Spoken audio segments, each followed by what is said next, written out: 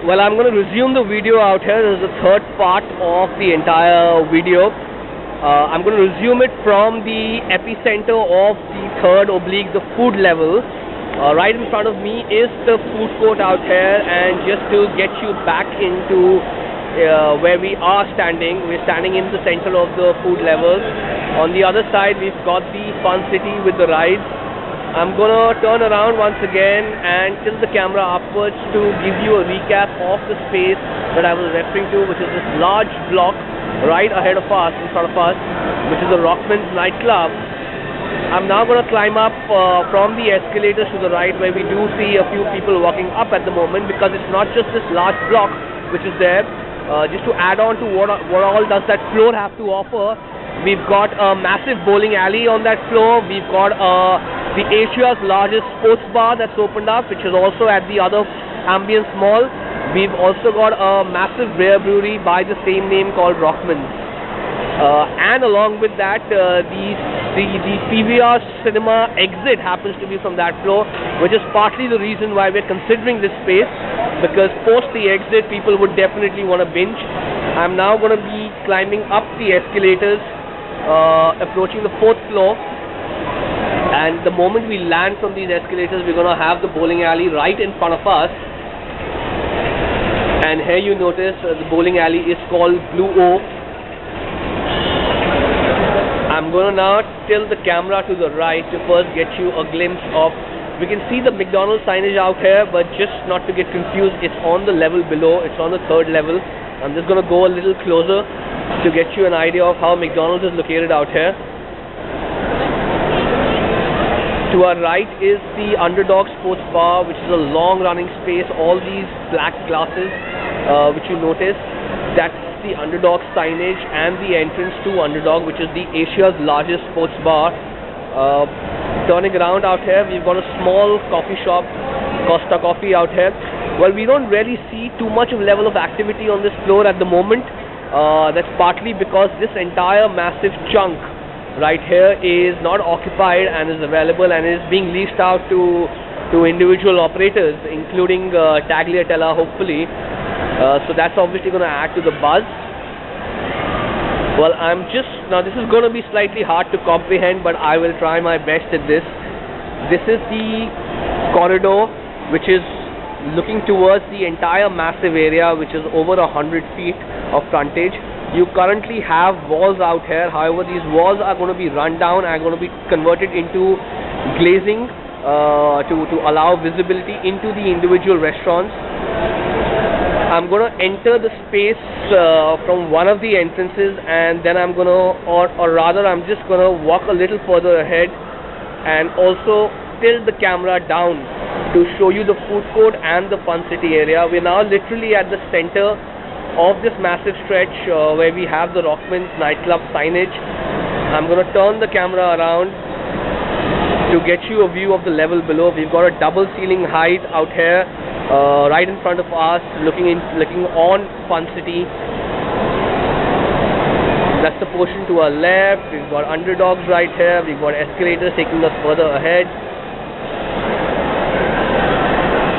Further down, we've got the Rockman's Beer Brewery, and right in front of us is the exit to the PVR cinema screen.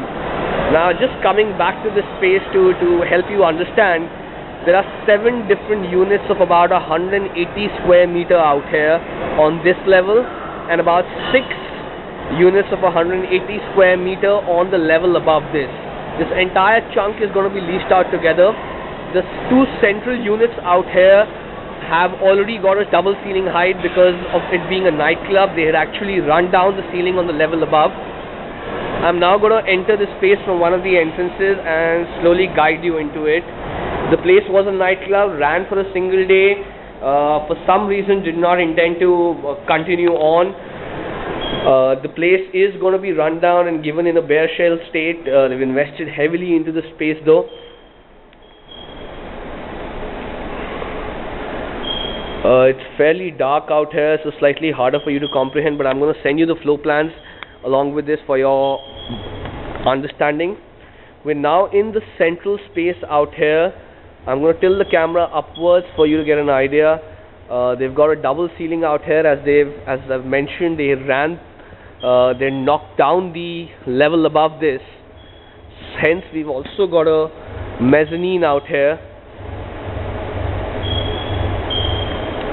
So, coming back right in front of us is going to be the place where the glazing is going to come. I'm just going to explain this bit to you. To our left, we've got 3 units of 180 square meters to our left. I'm currently standing in the 4th unit. To my further right, beyond this circular pillar, are 3 more units, the 5th, 6th and the 7th. Now, the choices that we really have to ourselves is one, either we can look at occupying these 2 central units, which actually span from this column right here in front of us, going to the right, all across, until this central pillar, going further ahead, and stretching until this column. So these are going to be 2 units on the ground floor of 180 square meters each, with a fairly large mezzanine above us.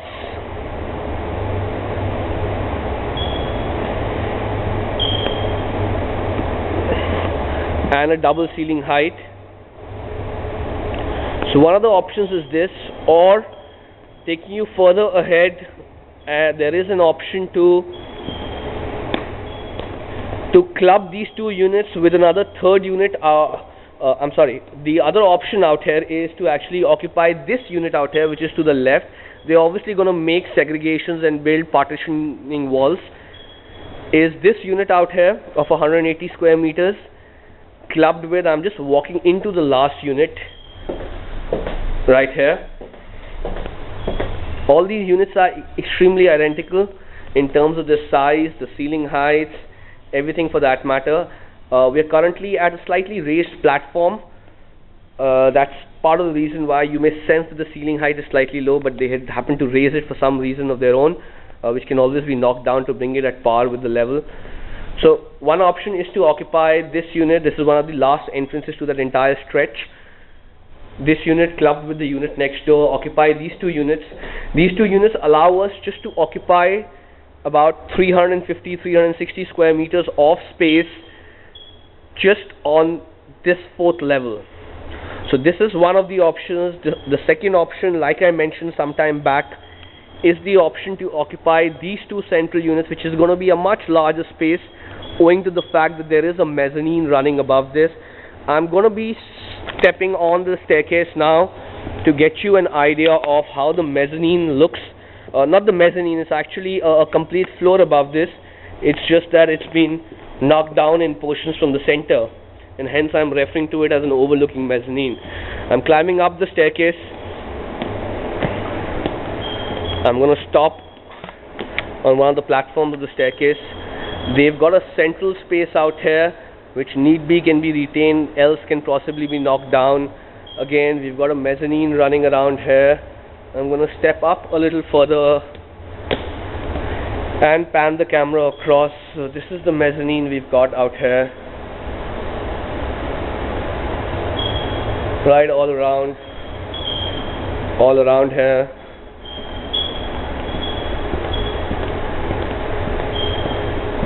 This mezzanine continues to run here as well. Now, as I mentioned to you at the outset, there are a lot of large areas out here. One will have to, depending on one's requirement, cut them into bits and pieces and look at how much of an area can one occupy. I'm now stepping down the staircase, coming back into the central space with a double ceiling height. We're right back into the central space, looking at the central pillar, just for your understanding. I'm now going to move you towards the left to get you a look into the 3 units to the left of this space, of about 180 square meters. We're now walking into the first unit, which is fairly empty, easier to understand. They've got certain counters out here. We're now walking through the second unit, and I'm going to walk you into the last unit, or the first unit for that matter, which was largely being utilized for a kitchen space. However, depending on the client's requirement, you can obviously run down and utilize this as a restaurant with partly a kitchen, because the services are already provided for out here. Like I said, there are similar 2 units on the level above this. I'm now getting back into the center and moving towards the central pillar to get you an idea of the walk we've done. So that's again the central pillar. I'm going to now step out of this space to run the camera past the frontage of the entire block to get you another idea of how the units are. I'm exiting from where we entered. We're now back at the place where these escalators are taking you further ahead to the 5th level, or you've got the Fun City block to your right looking down. Just to get you an idea, this is the frontage we've got right here. We've got these escalators right down, so from the landing of the escalators we've got this space beginning from right here. This is the first door, so one can either choose to occupy the first 2 units which are closer to the landing of the escalator, or go further ahead, occupy the next 3 units or 2 units for that matter. Those permutation combinations have to be worked out. The central 2 units are the ones which obviously are the most visible from the level below, without a doubt. However, are the ones which actually come with an extra bit of double ceiling height and the larger area and proportionate numbers as well.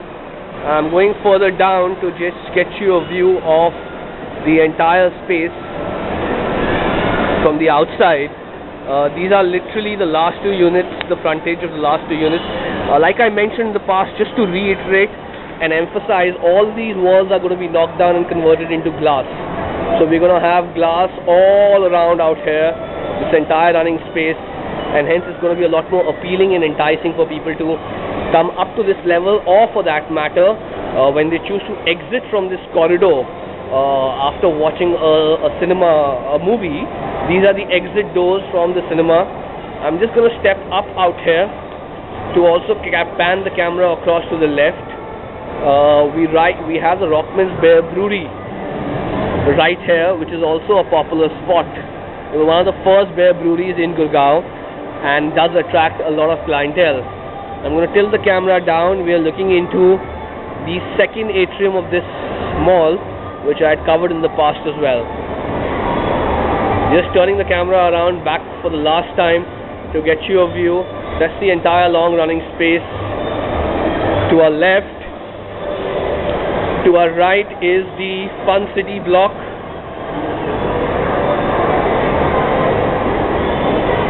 And I hope this really helps and aids your understanding of this entire space. Thank you so much.